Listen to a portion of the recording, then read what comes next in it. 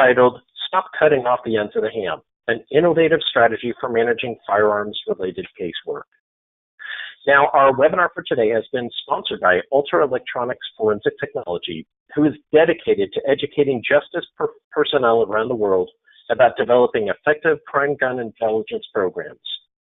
They are a leader in forensic analysis, providing innovative and effective solutions, like its innovative technology, the Integrated Ballistics Identification System.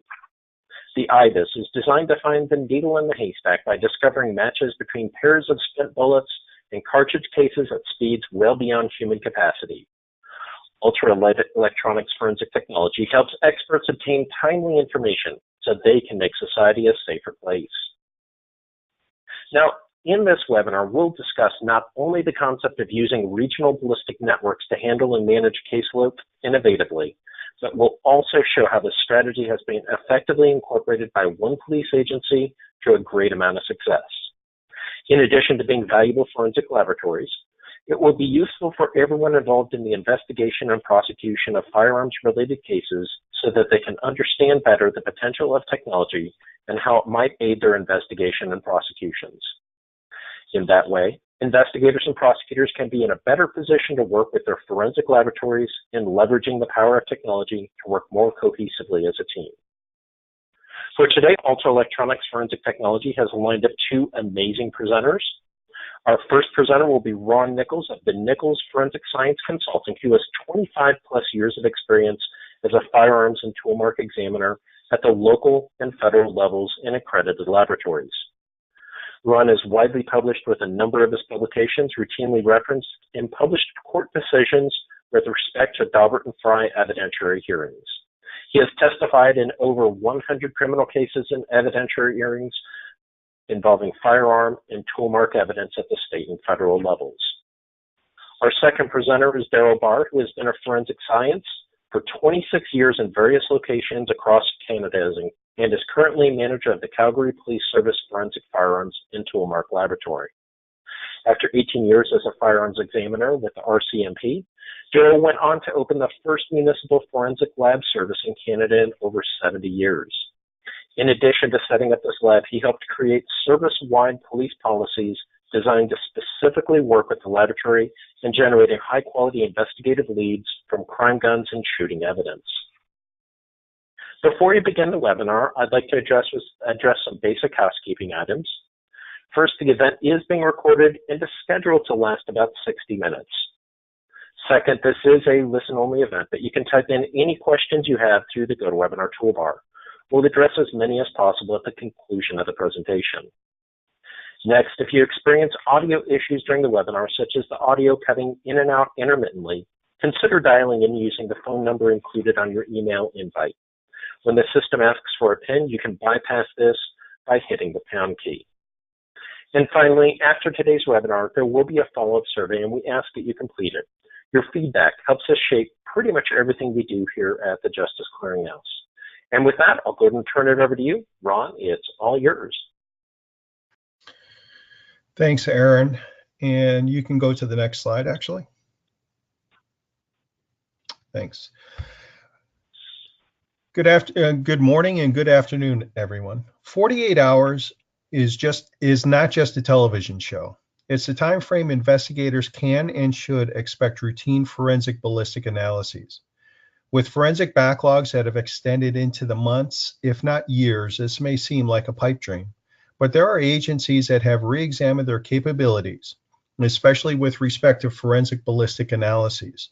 What these agencies have discovered is that they can adjust existing policies and personnel to better leverage NIBIN, enabling them to have actionable intelligence within 48 hours or less. This presentation will provide attendees with guidance on how to evaluate the forensic services they're receiving so that they may be in a better informed position to respond to concerns that forensic laboratories may pose with respect to making changes. And what's wonderful about this is that when we move on and when we move forward, we not only can have the actionable intelligence within 48 hours, but we can reduce those firearm backlogs significantly. First, it will be important to understand the current situation and how we got here with respect to ballistic analysis in crime labs. No doubt if you aren't responsible for such a lab, you have heard the stories of backlogs extending into months, if not years. When asked about improving the situation, the almost universal answer is we need more personnel. When suggestions are made about changing protocols and policies, the answer turns to we can't because of accreditation. There is a long overdue need for a shift, or rather a transformation. It has occurred in some areas of forensic science, but it has been much slower for others, including firearm identification. The goal is, though, to try and close that gap, close the backlog gap, and provide investigators with more actionable intelligence. And the opportunity does exist to develop a better strategy for handling firearm-related evidence and crime gun-related evidence by leveraging NIBIN. In too many places, NIBIN is an add-on, what we do in addition to all the other work. The new strategy is based on putting NIBIN first and letting those results determine what other work should be done. Next. While performing research for a book, I have come to understand that many of the processes and procedures common in the standard operating procedures of firearm and toolmark units have their origin in the work of Calvin Goddard and C.E. Waite. They were very thorough in their examinations of firearm-related evidence, working to extract every bit of value from the evidence they examined. They also sought to provide investigators with as much information as possible to assist them in their investigations.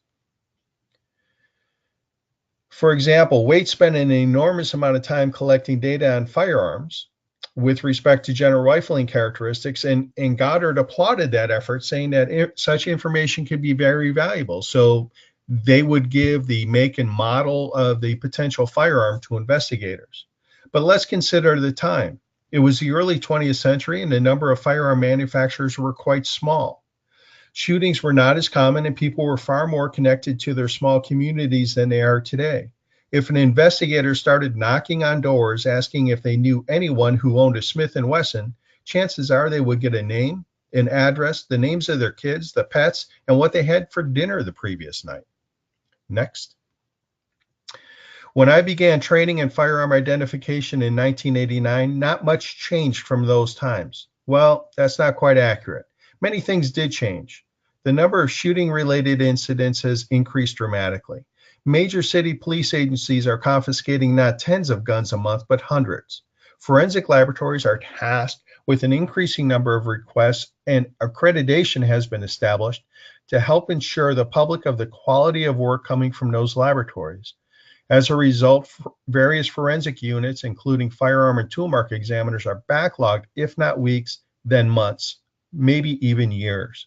The potential firearm list went from one or two firearms to 30. In case you're curious, these lists are still quite common, and they also help to serve a point I try to make with colleagues. I ask this simple question: which do you think is more helpful to an investigator in a no suspect case? A list of 30 guns that could have fired the bullets, or a list of other cases that the shooting may be linked to? Next. What did not change much was the way firearm-related evidence was assessed, evaluated, and examined. And what was the result? Bigger backlogs, more paperwork, reports so long and convoluted that it takes another expert just to decipher it, and investigators increasingly frustrated.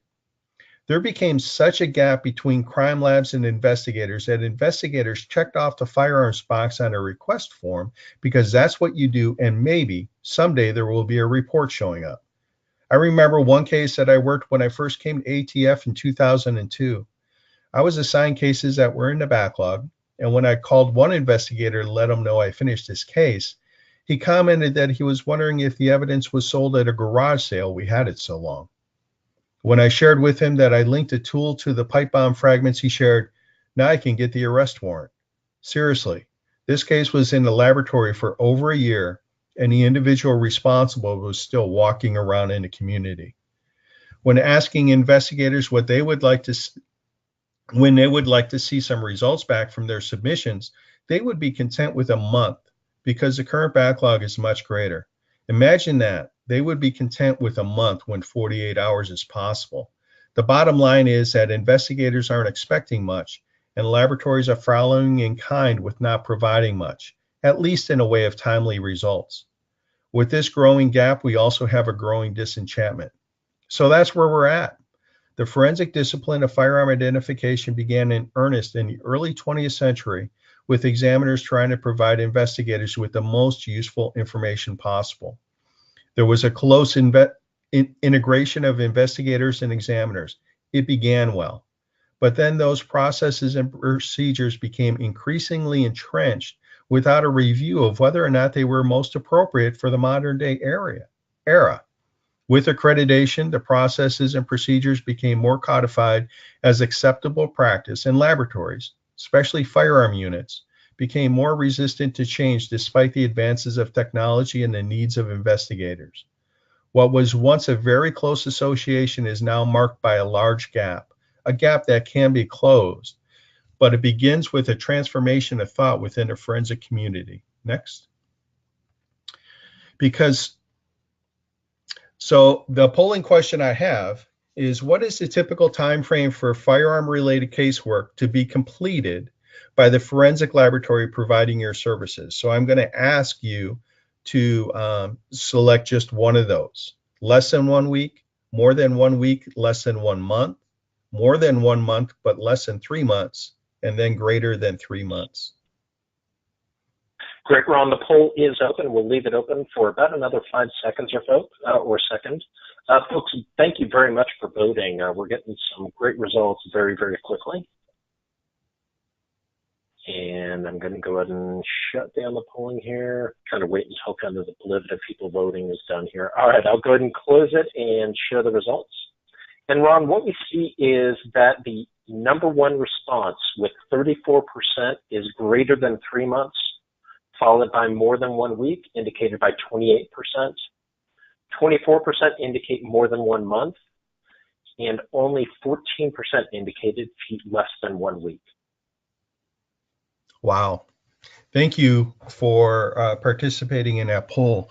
And that just goes to point out the need for this transformation that I'm going to be talking about. Because so many laboratories are involved in NIBIN, a transformation in forensic thought is needed to move this forward. Transformational forensics is a commitment on the part of forensic science laboratories to collaborate with clients and stakeholders to identify needed change and creating a vision to guide that change so that our communities can become safer places for all to have an opportunity to reach their potential.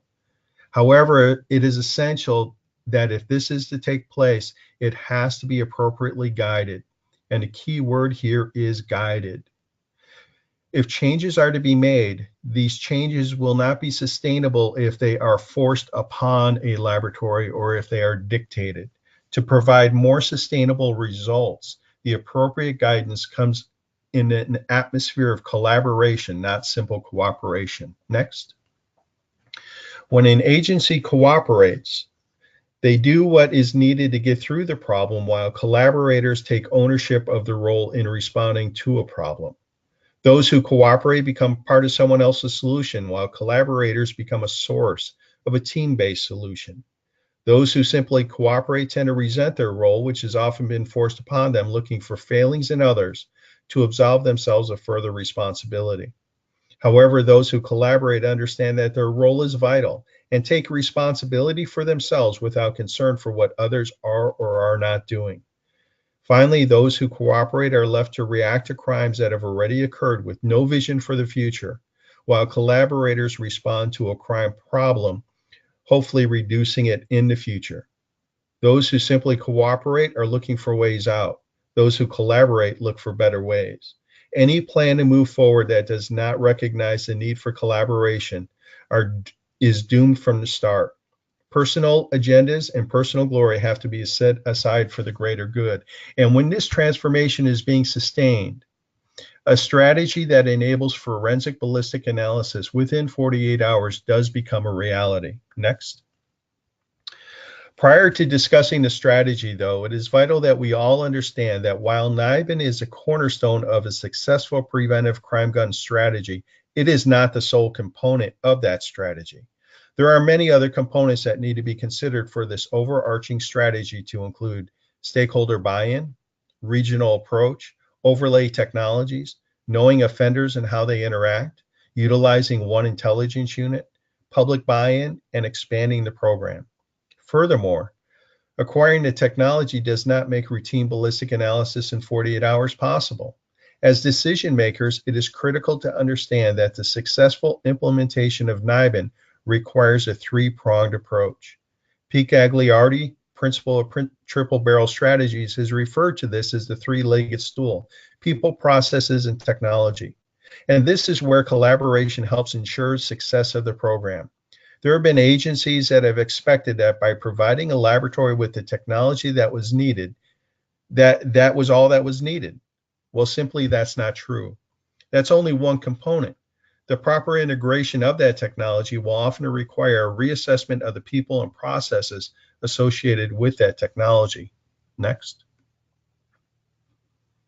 It wasn't until the last decade of the 20th century that forensic firearm units saw a major technological upgrade in the form of IBIS technology. While agency leadership was aware of the deployment of the technology by the Bureau of ATF, it came at no cost. And for the most part, the only ones that were involved in the actual implementation of the units were the forensic labs within the prescribed guidelines of ATF. As a result, in many forensic labs, it became the open case file, replacing an older Polaroid open case file if there was an open case file kept at all. NIBIN was tacked on to the back end of Casework, and every once in a while, there might be a link to an older unsolved case in the database. The laboratory celebrated, and the examiners felt like heroes, providing to the investigators a lead that had otherwise been unknown. Unfortunately, the investigators did not generally display the same enthusiasm because they are already working on this month's shootings, or it may have been so long those investigators have long since been reassigned. There's a story of a young girl watching her mom prepare the ham for the holiday dinner. She saw her mom cutting off the end of each ham and asked her why she did that. The mom said that she did not know. That's the way her mom did it. So the young girl would have to ask her. So she did. And her grandmother said the same thing. Well, wanting to get to the bottom of the mystery, the young girl went to her great-grandmother and asked her why she cut off the ends of the ham. Her great-grandmother chuckled when she heard about what had been passed through the generations. You see, the reason she cut off the ends of the ham was because she did not have a big enough pan to hold the whole ham. Forensic laboratories incorporated 21st century technology into a pan of people and processes developed in the early 20th century. We can do better. Next. In 2013, a report was published out of Sam Houston University, which looked at NIBIN and how it was used nationwide. The results clearly demonstrated that while a fraction of the agencies were operating programs with some level of success, the great majority of implementation of NIBIN were unsuccessful, and that as implemented, NIBIN had provided little value to the organization. However, they also recognized it had a great potential if it was implemented properly. Next. So let's take a look at some of the agencies that have realized that potential. In one city, potential leads were not reported because they languished in a 2-year-old backlog. When processes and people were adjusted, they are seeing unprecedented investigative value in NIBIN as 50% of the entries made into NIBIN link with other shootings, and the leads are being provided without confirmation. In another city, in the first year deployment with proper people and processes, 3,000 entries were made. 75% of all shooting-related evidence within 72 hours, 95% within 1 week. These entries resulted in 290 leads and 112 shooters identified and or arrested. In a regional laboratory, they reported 493 open cases in 2016 with 797 submissions. By May of 2017, even with all those submissions, their firearm case backlog was reduced to 134 cases. They modified their processes to put NIBIN on the front end of cases and saw not only a significant decrease in the lag time between submission and notification, but also a significant reduction in the case backlog. Currently, they are reporting no significant backlog whatsoever. In another city, NIBIN was credited with a 10% decrease in homicides from 2016 to 2017 after only 1 year in the program. Fast forwarding, it is credited with a 50% reduction of shootings within that city from the first quarter 2017 to the first quarter of 2018. So how do we get from potential to realizing that potential? Next. We get there by putting NIBIN on the front end of casework. When first introduced, IBIS was correctly seen as a tool to link recovered guns to an open homicide, as well as to provide links between shootings that would not have otherwise been linked. What was and oftentimes still is missed is its value as a triage tool for forensic firearm casework, a process in which all firearms and shooting-related evidence is funneled through IBIS. You might say that this is impossible. Firearm units and examiners cannot keep up with their current caseload. It would be impossible to add more cases to the mix. Well, that would be true if casework continued to be handled the way it has been handled. However, IBIS can change that, just as Goddard and Waite helped change the manner in which firearms evidence was considered in the early 20th century. Next. In this model, an event occurs, and regardless of the event type, it is acquired and correlated in a timely fashion. And then notification occurs. And this is notification of unconfirmed leads in which the IBIS site provides that information to investigators. Then there's investigative follow-up. This could become a potential choke point, providing more leads than they can keep up with. So there has to be a concerted effort on the part of command staff to develop these investigative strategies, including analytics to bring to bear as many as needed to work these. Confirmation only occurs as necessary for further investigative leads or court purposes. In this model, firearm examiners are being asked to compare and work on only those cases that are most important and relevant.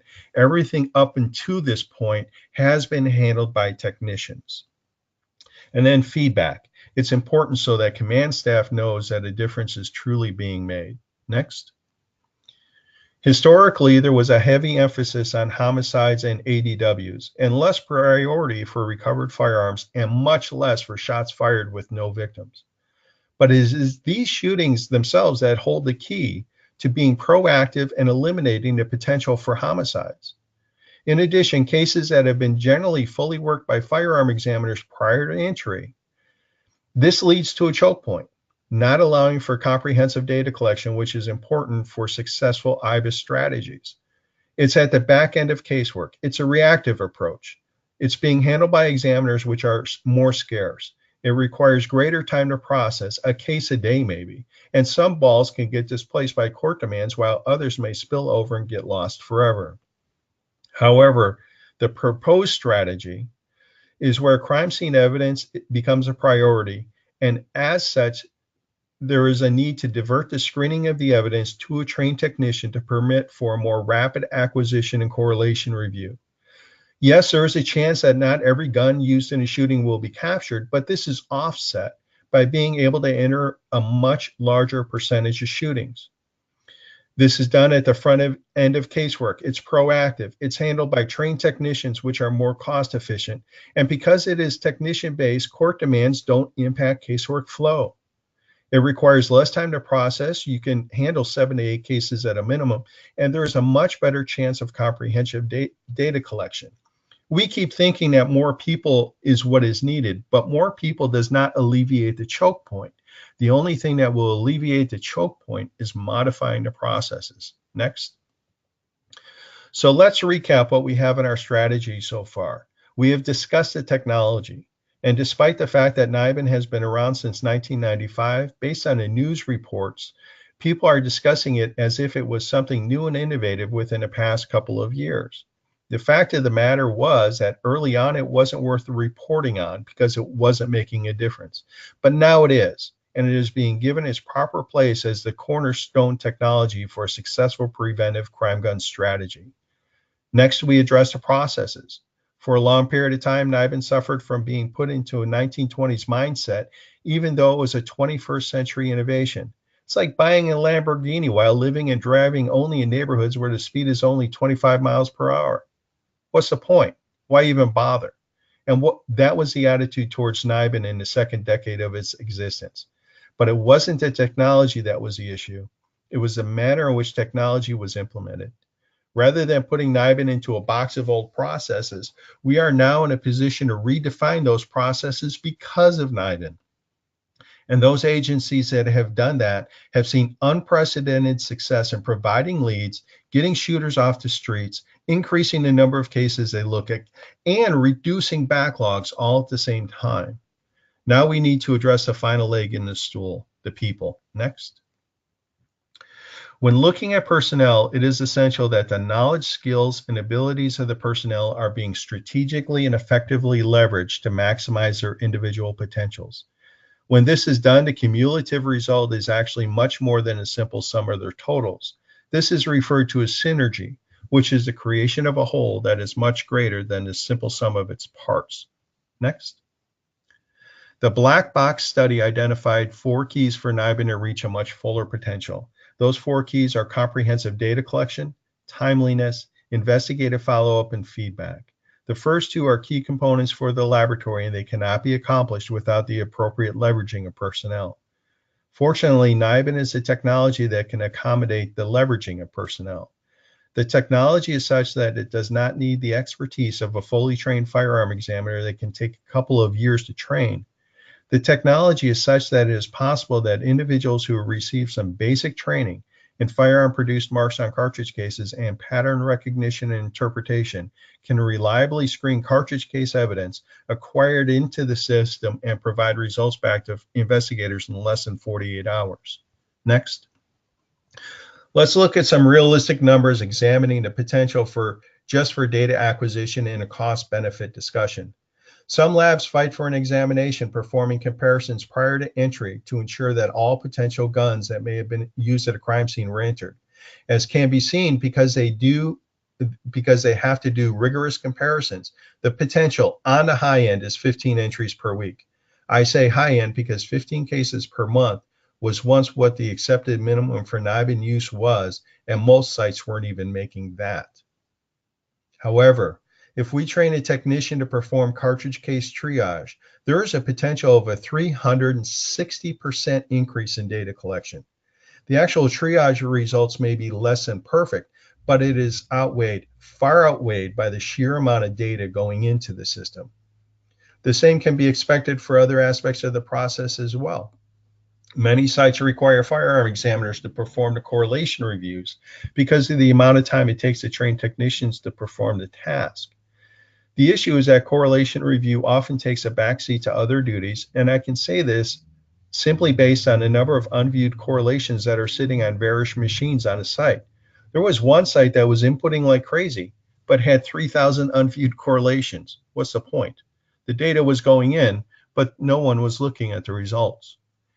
Meanwhile, when I was at ATF, I helped to establish the NIBIN National Correlation and Training Center. I set up training and quality control procedures that allow for technicians to perform reviews with only moderate input from a firearm examiner. Before I left, I performed a study of the results of their work. For those leads that were provided to agencies, and then the agencies sent out for confirmation, over 97% came back as confirmed. The rest came back as inconclusive, or in the case of less than 1%, came back as incorrect. All of these correlation reviews were done in less than 24 hours. Next. We saw this diagram earlier. The acquisition, correlation, and notification boxes are being taken care of by technicians. They are the ones that are doing the bulk of the work in these cases, which is good because technicians are generally lower costed, especially in terms of training. The firearm examiner comes in at the confirmation step, a step which will see far fewer cases than what is being seen on the front end, and possibly even far less cases than what are being seen now. Not only that, but they will also be the more critical cases that could be key in getting active shooters off the streets and potentially reducing the number of cases that are coming in. Agencies have been screaming about the lack of trained examiners, and as a trained examiner, I am here to say that if you leverage NIBIN, processes, and people in the right way, the potential need for trained examiners could well be slowed to a point where there isn't a shortage. Next. So what is the typical time frame for firearm-related casework to be completed by the forensic? I think we had that polling question earlier. Yep, I do too. Let me launch the correct poll 1 second here. There we go. Thank you. Okay, do you want to go ahead and do that one? Yeah, this is for investigators only. What is the most important information you could be provided about evidence from a shooting scene? Whether or not the evidence is connected to another shooting, how many firearms were involved in that shooting, or potential firearm makes and models that may have fired the evidence. So what is the most important information?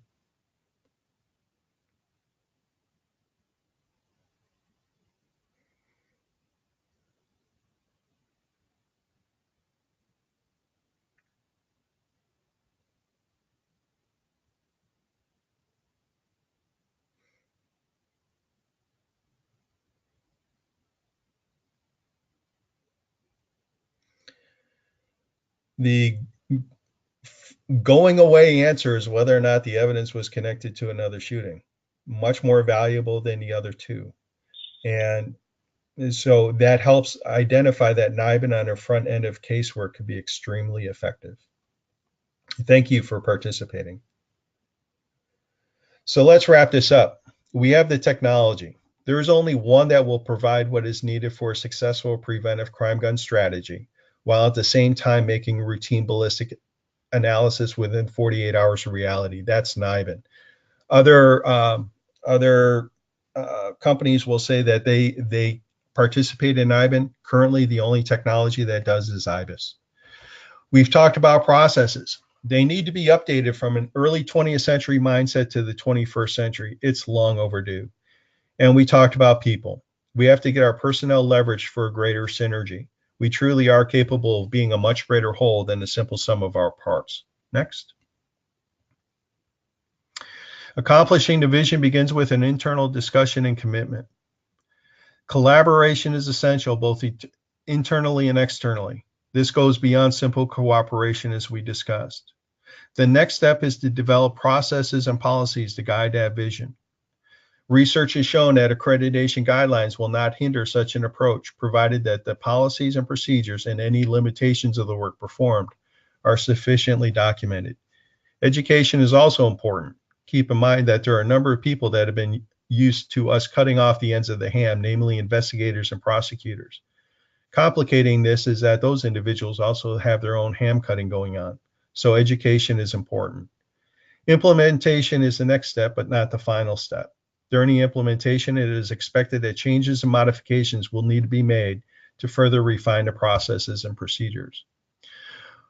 What I would like to do now is turn this over to DARRYL BARR, and he will talk to you about how he has implemented some changes in Calgary, which are a model of what I presented. DARRYL?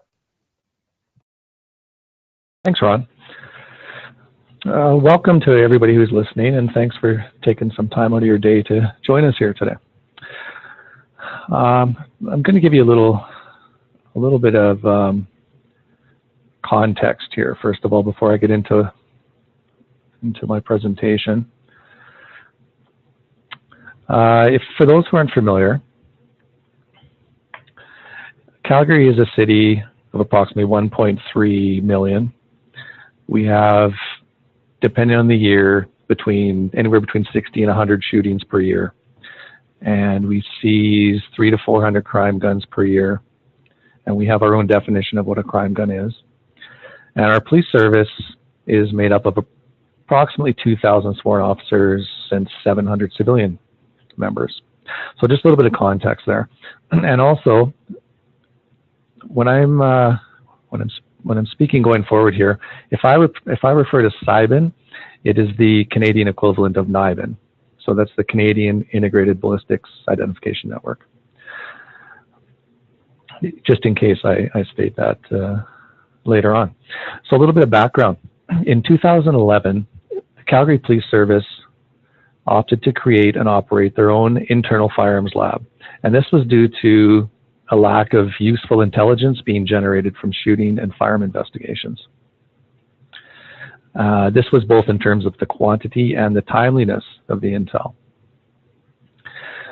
Shortly after the decision to open a firearms lab, it became apparent that the service of the lab at the time wasn't the only issue. There was also an internal issue, and that had to do with having no strategy in place for processing shooting evidence and crime guns.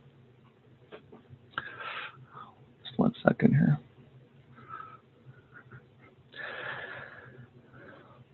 So, for example, seized guns, they were coming into the lab or being sent to the lab at that time through many different avenues. There was no tracking or follow-up of the analysis, and only select cases were chosen to be sent for IBIS acquisition, with a lot of crime guns essentially left to die in our evidence and property warehouse. Shooting exhibits followed a similar path. They were only randomly sent for analysis. Many of them were left to die in the evidence and property warehouse as well. Rarely had fingerprint and DNA swabs been done on any of this evidence, and by the time our Crown prosecutors asked for that at a later date, it was too late, obviously. So between the response times of the lab at the time, combined with the lack of strategy internally, there really was just no appreciation for firearms and shooting evidence, either within the service or at the lab provider at the time. So it was apparent that an in-house firearms lab alone was not going to be the whole solution. So rather than set up a firearms lab at the police service and simply open the doors for business, we decided to create and implement a service-wide protocol as well to supplement this new lab. So this new process was going to be, it was a conscious decision to make this a proactive approach to fighting gun crime. We decided we were going to go after gun crime and essentially, in the end, use the criminals' guns against them.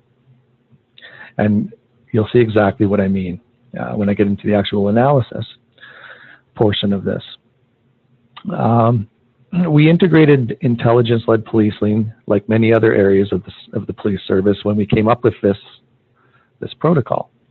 When we decided who was involved and why, we always kept the goals in mind. We maximized the use of any in-house personnel or in-house experts that we may have had at the time to help with the process. And as Ron stated, people, processes, and technology were all exploited to the max to get our desired outcomes.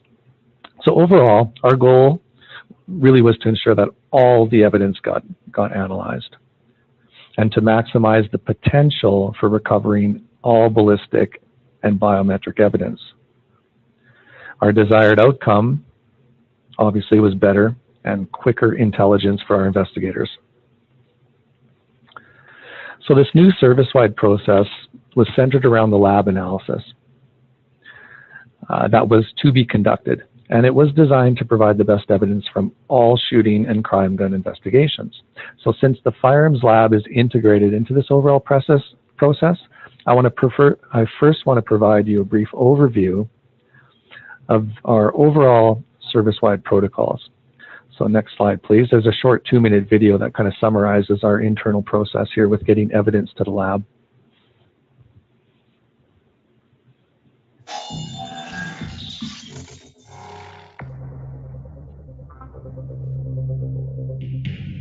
In order to improve service to investigators and deliver quicker turnaround times for firearms analysis, the Calgary Police Service has implemented a new firearms investigation protocol and acquired an integrated ballistic identification system, or IBIS. 2 full-time firearms experts and a dedicated IBIS operator have been hired to conduct and oversee the analysis of firearms and related ballistic evidence, and additional investments have also been made to enhance our ballistic analysis capabilities. The new firearms investigation protocol at CPS ensures that all firearms and shooting-related evidence gets processed. Through the use of internal experts, we've maximized the potential for the recovery of both biometric and ballistic evidence. This new process also provides for timelier information to investigators involved in shooting and gun-related crime. Results of analysis can often be provided within hours in urgent cases. What officers need to know about the new protocol is that when they come across a crime gun or other shooting-related evidence, is to put a request in for forensic crime scenes unit attendance. A member of the crime scenes unit will attend, properly package, and transport the evidence back to the forensic center for analysis. Once a firearm has been collected by a member of the Forensic Crime Scenes Unit, it will be swabbed, fingerprinted, and forwarded to the CPS Firearms Lab Manager, who will consult with the investigator. From there, the firearm will be logged and tracked in a database and forwarded to either NWest or the CPS Firearms Lab for the required analysis. The evidence will then be sent to IBIS to search for hits through the CBIN database. All findings will be compiled in a detailed report and forwarded to the investigating officer.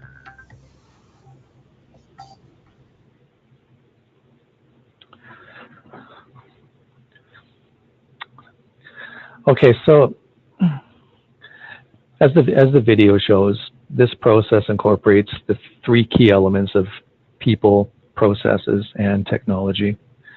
I just want to point out some key points to this that really have helped us out when we developed this process.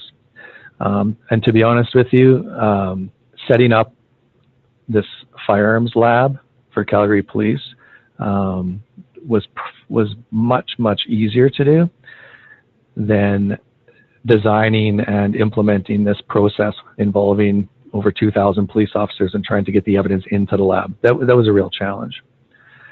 Some of the key points to this, though, are that the process had to be very straightforward, simple process.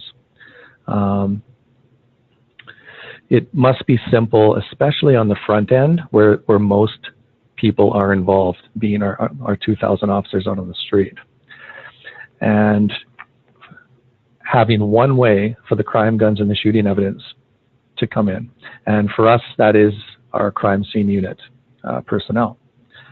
So everything gets filtered through the crime scene unit first, where the fingerprints and DNA swabs are collected. And then the process continues on where we collect the ballistic evidence. So currently all firearms related evidence are fingerprinted and swabbed for DNA prior to analysis and IBIS entry.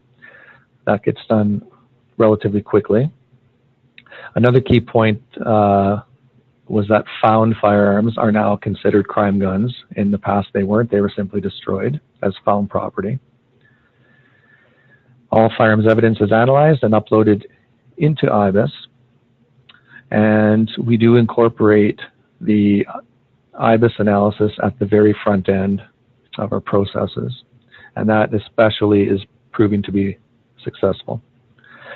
One other key point of this process is that we took out as much discretion as we could.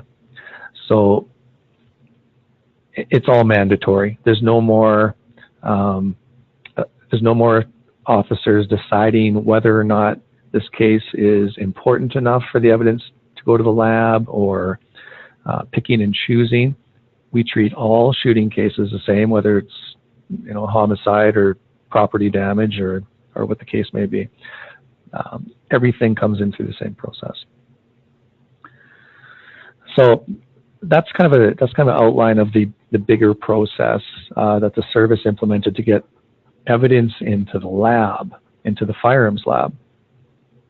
So now I'm going to talk a little bit about in the context of the forensic analysis in the firearms lab, because this is where a well-intentioned process like this can really get hung up. And we obviously didn't want that to happen. So we chose to integrate the firearms lab directly into this firearms investigation protocol I just described. My fear at that point was that we were going to be the stop in the process that slows everything down, and I obviously didn't want that to happen. So can the firearms lab be integrated into an effective process for generating timely intelligence? Yes, I can tell you it can. However, it does require a new mindset from the traditional thinking about how forensic labs operate. Next, please.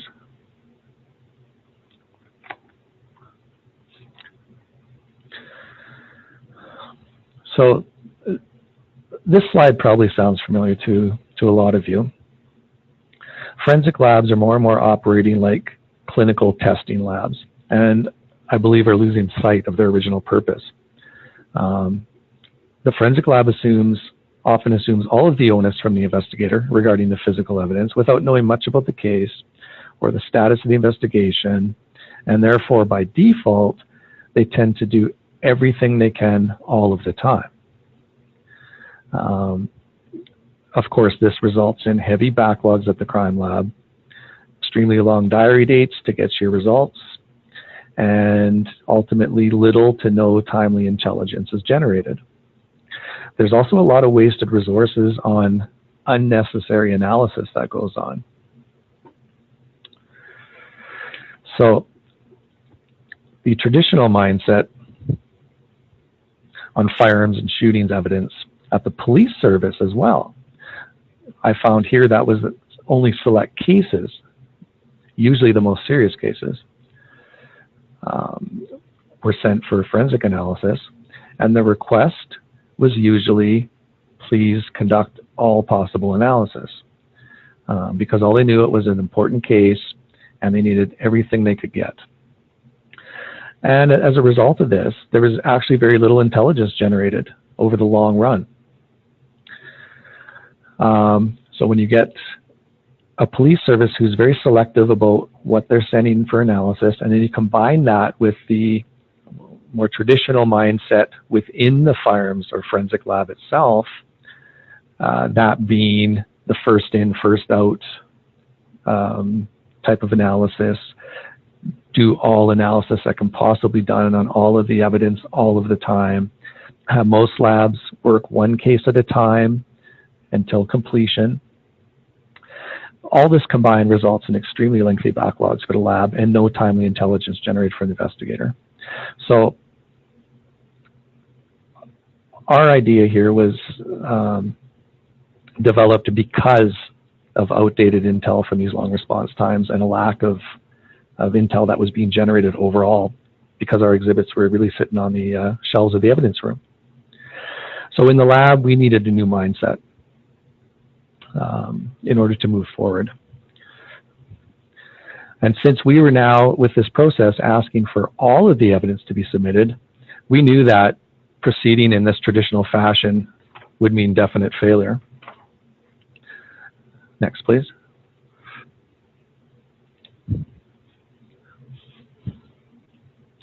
So intelligence generating to us meant being proactive. And we took a number of steps to try and accomplish this. One of the first things we did was we simplified and streamlined the intake process to get evidence into the lab. And we created 2 streams of workflow, being urgent and non-urgent. And the key to this is that every single case begins as urgent, so that we can generate tactical intelligence quickly.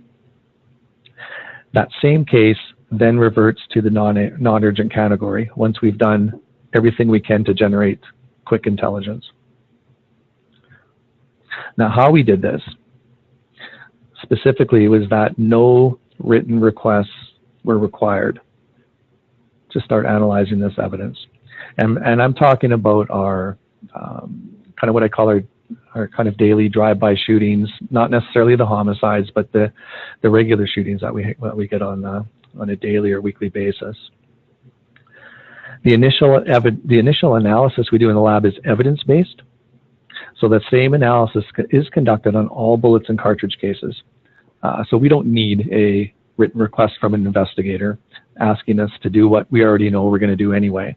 That alone saves days to weeks of time just waiting for the request to come in. So we call that a standing request. A benefit of this too is it also mitigates contextual bias for the scientists working on these cases, because we have no previous communication with the investigators about what's going on. So that's also a kind of a side benefit of that, but an important one as well. The urgent side of the process is all automatically triggered. That's a huge time saver as well. So what I mean by that is the completion of one step triggers the beginning of the next step. And there are actually 3 workflows we have in our firearms lab to balance. We've got incoming shootings, we've got incoming IBIS hits, which we generate ourselves, and then we've got the traditional analysis for the larger cases. Requests are required for the non-urgent cases only for non-routine analysis, such as when we're doing distance determination with gunshot residue, or if an investigator asks for specific comparisons between different cases, for example. We still do all that traditional lab analysis, and we do require specific requests for those. All homicides are fully processed eventually, but all other cases are processed only if the investigator requests it. Even our serial number restorations and reporting is an automated process. We don't take requests for those, we do them all. And that helps us not only with the case at hand, but for developing strategic intelligence at the end of the year. Next, please.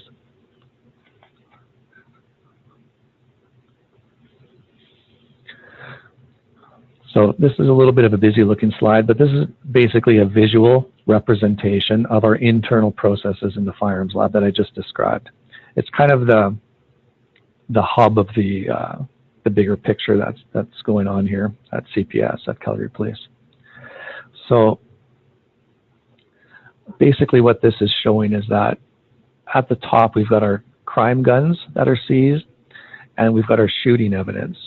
And it's basically showing that the shooting evidence, all of it will come into the lab after fingerprinting and DNA.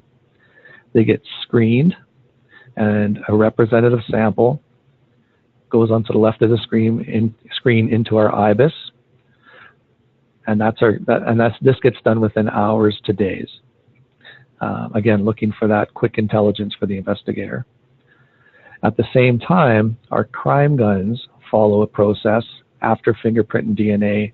They're all test fired, and the test fires get put into IBIS as well. Right now, that part is being done outside the lab, but internally within the police service.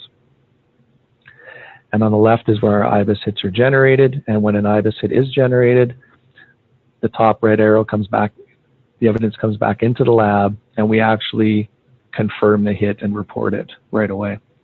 So the red arrows represent the urgent stream, where we're intelligence generating stream. On the right, what you'll see is with the gray arrows is really the rest of a lot of these cases, the rest of the evidence. It gets put into what is typically called the backlog to be later analyzed. Now, as I mentioned, that backlog on the right, if your intention is to analyze all of the evidence in every case, that backlog grows and grows rapidly, and you'll eventually never get around to it. It'll never go away. So what we found was investigators, just like the poll determined, are most interested in knowing if their shooting can be linked to another shooting. If there's no further developments in their case, they really don't care to know how many guns were involved or the probable make and type of guns. So the rest of that evidence can be crossed off the backlog list, and we don't have to worry about it. Every case does not lead to a prosecution.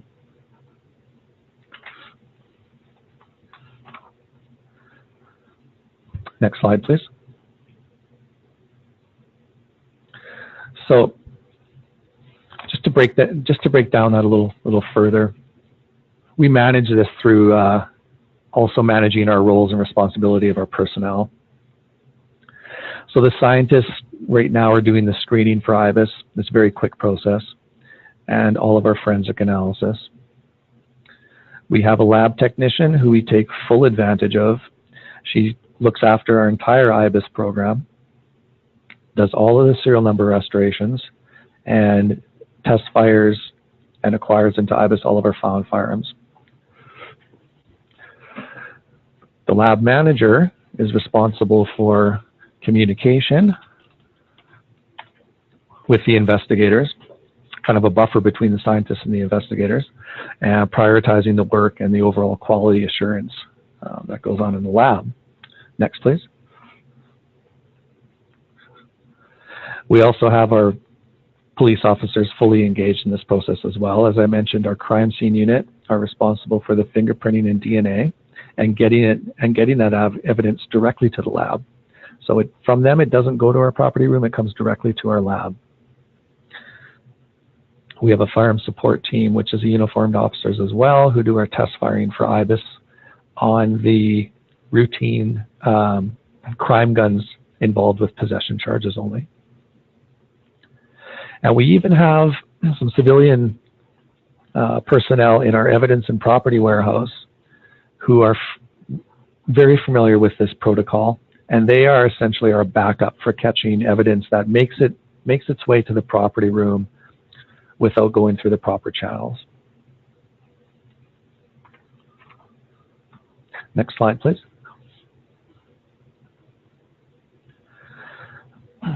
So some tangible results I can show you here since we implemented this. 2012, we started this new process, and that includes opening up the lab, the firearms lab itself, and the service-wide process of getting this evidence to the lab. Prior to this process, Calgary was averaging about 3 IBIS hits per year when they were sending select evidence to an external lab. Now, with the new process, we are averaging currently 23 hits per year for a 7-time increase in IBIS hits alone. Last year, in 2017, we actually recorded 50 IBIS hits.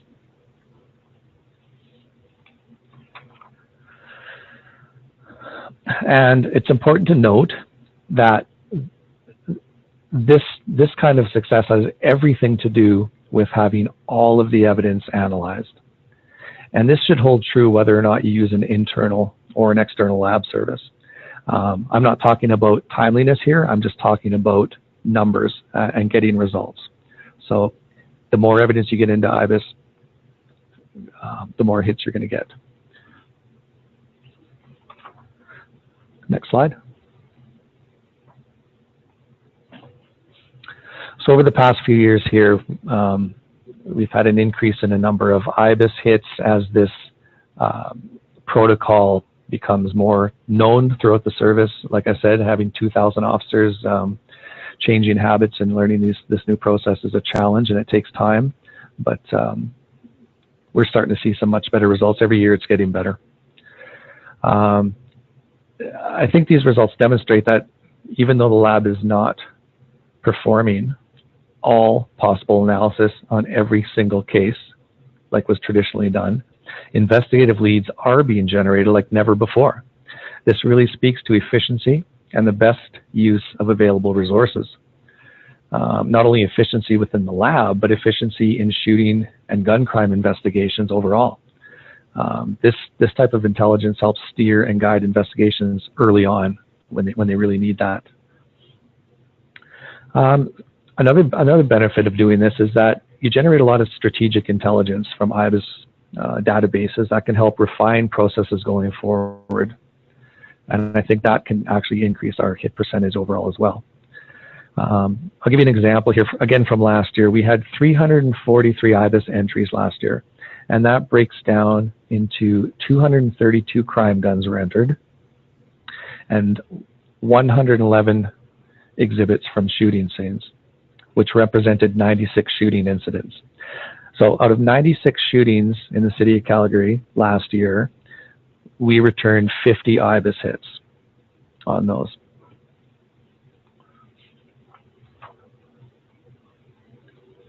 Next slide. So again, the benefits, elimination of lab requests was a huge time saver.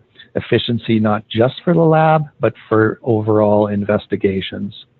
Okay. Next slide.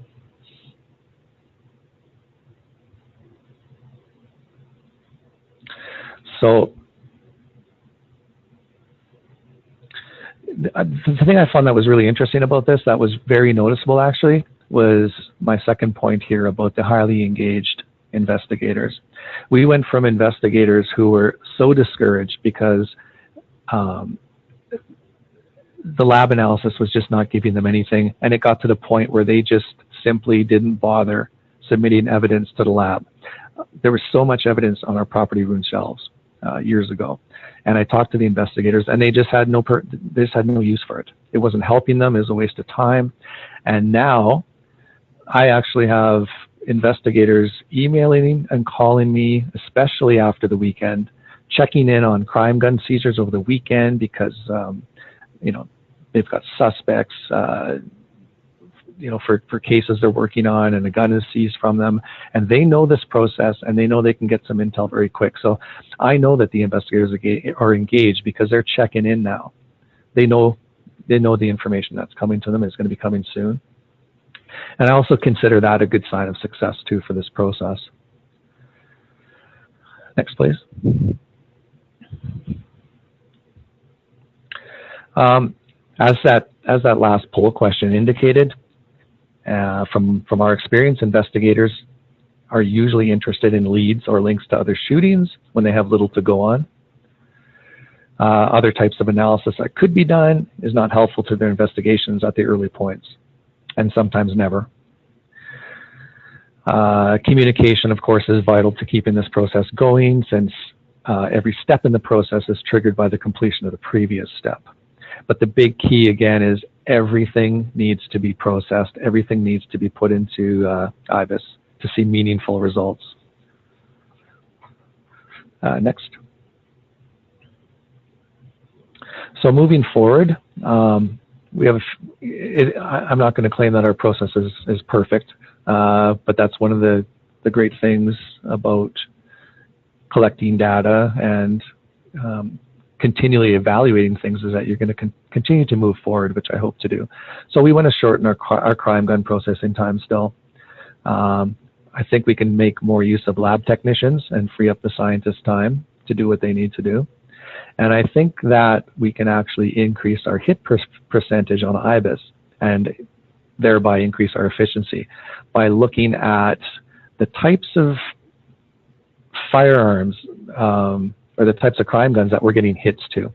I think we're putting a lot of guns in the database that just whether it's a caliber or a type of gun or a gun that comes in under certain offenses, some of these categories just don't hit to shootings. So we can go through our IBIS data, do an analysis of that, and probably stop putting in some of these guns that we're likely never going to get a hit on, and increase our efficiency more. Next, please. So options for your agency. I don't believe there's any one model here that's going to suit everybody. We're all in different jurisdictions, have different crime rates and different organizational structures in our agencies, etc. But I think there's always something that can be done, regardless. What can you do in your agency that doesn't require a forensic lab to do? Can you train people to do serial number restoration? Some of the test firing, maybe you do the test firing of the crime guns and send just the test fires into the lab instead of sending the entire gun to the lab, saving everybody some time, particularly at the lab. Would you be able to find and issue IBIS leads outside of the lab in your own police agency? Maybe you don't have to rely on the lab to do everything that they're currently doing. Does everything need to be analyzed to the fullest extent right now? Learn the potential value of your evidence and decide what needs to be done rather than being told what should be done.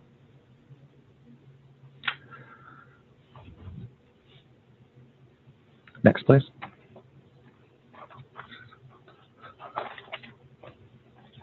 And that's basically my portion of this presentation. Darryl, Ron, thank you both so much for sharing your experience today with our audience.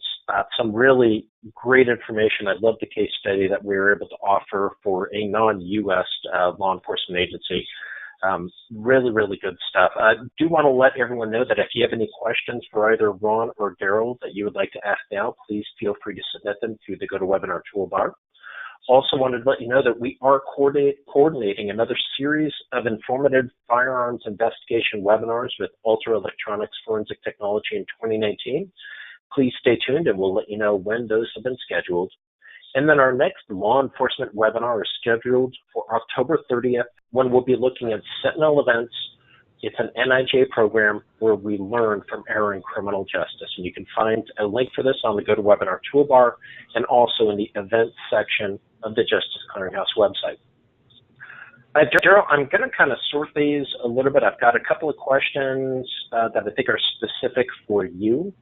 The first one is, have you seen an impact in the number of shootings and firearms-related homicides in Calgary since starting your program? An impact on the number of shootings? Correct. Well,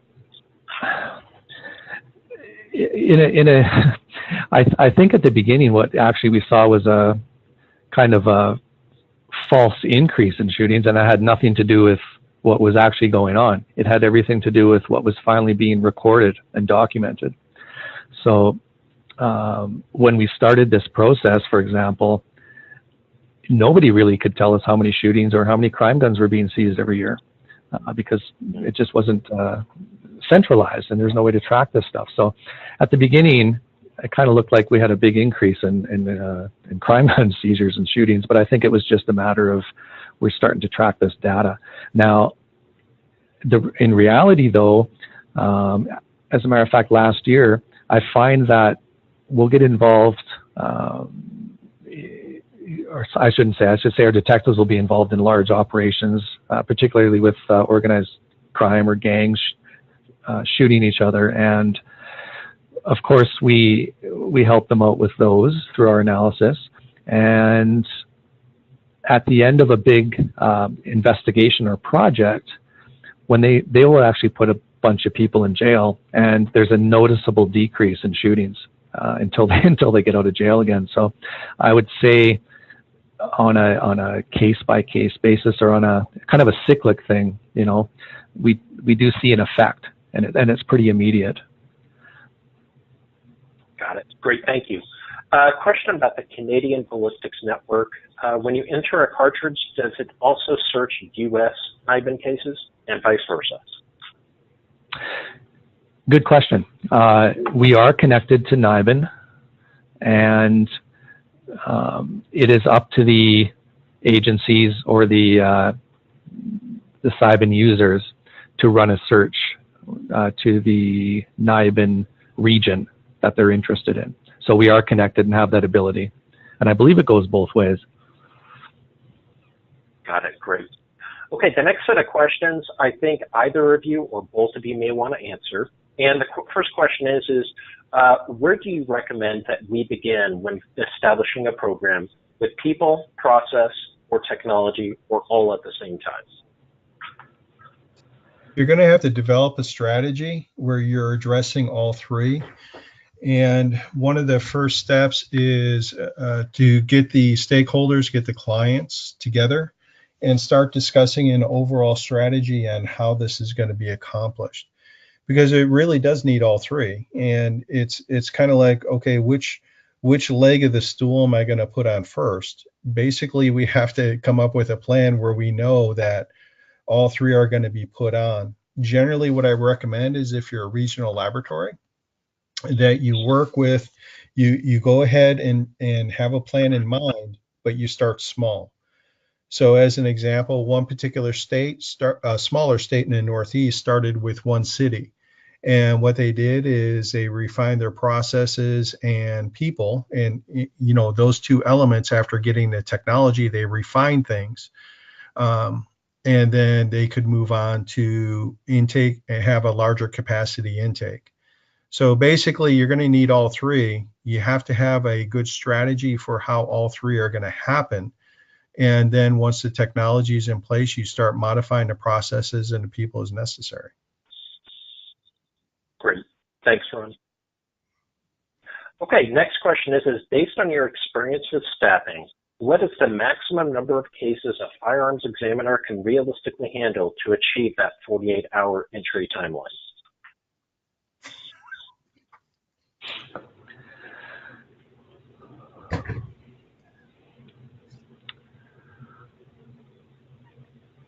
I'm just putting some thought into that here. Sure. That's a tough question.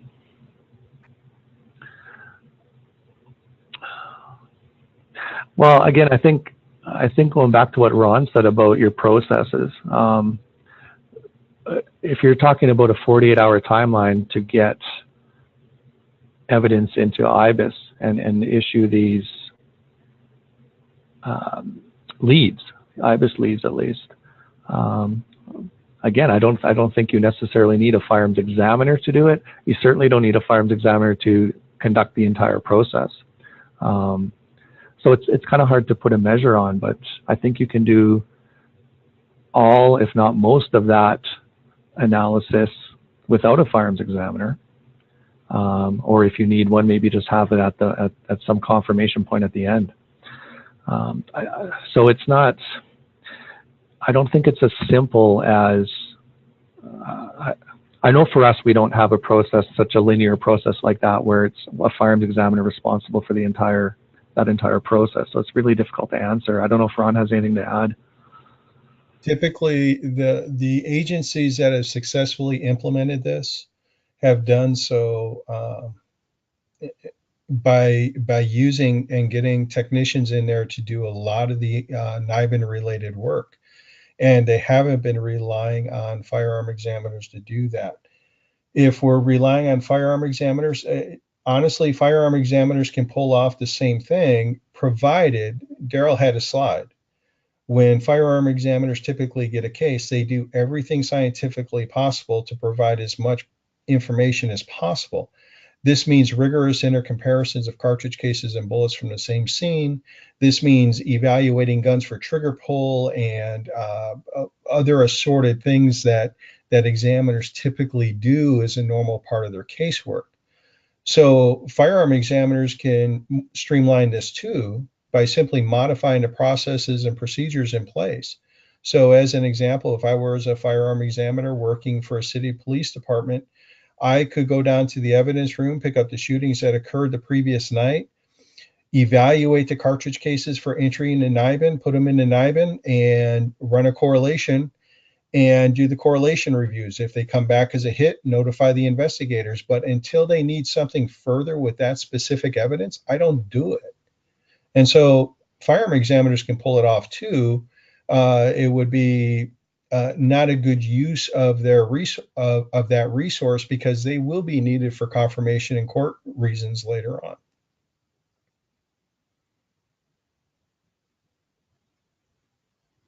Great, thank you both. That makes a lot of sense. That the best way to achieve this is through a diverse set of people that are specializing in particular areas. The last question that we have for you this morning is, which parts of a firearm do you typically recommend for DNA swabbing, and should recovered shell casings be swabbed?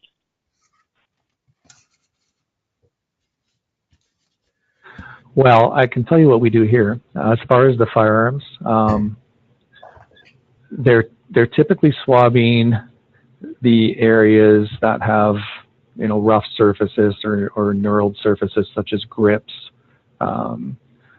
any gripping areas on the slide, and of course the trigger area. Anything that's got more potential to sort of catch, sources of DNA. And what was the second part of that question? Whether or not cartridge cases can be processed. Exactly. Oh, cartridge cases. Well, we started by default doing DNA swabs from fired cartridge cases, and we're still doing it. And the reason for that is because previous to that, our homicide unit in particular had some cases come back positive for DNA on fired cartridge cases. A very, very small number. But once they experience a positive DNA swab in a fired cartridge case, it's really hard to say after that, well, we're not going to do that, because it doesn't happen very often. So we're currently doing it, and I can't tell you the results. I don't track that part of it. That's our crime scene unit. But I would suggest that anytime you implement something like that, something new, to track it and track the results and do it for a year or so. And as soon as you have some data, use that to make a decision on whether you should continue to do it or not. Yeah, everything is a cost-benefit balance, and so can it be done for cartridge cases? It certainly can be. One of the concerns I have personally is that I have seen DNA recovered from a crime scene of a homicide in which it was transferred to that crime scene by EMTs who were taking care of an individual who was passed out drunk on the street, and they transferred him to a hospital. And that individual's DNA was transferred to that crime scene by the EMTs who responded to the homicide. So the issue is, yes, we can get at these trace levels of DNA, but it's kind of like Jurassic Park. Just because we can, should we?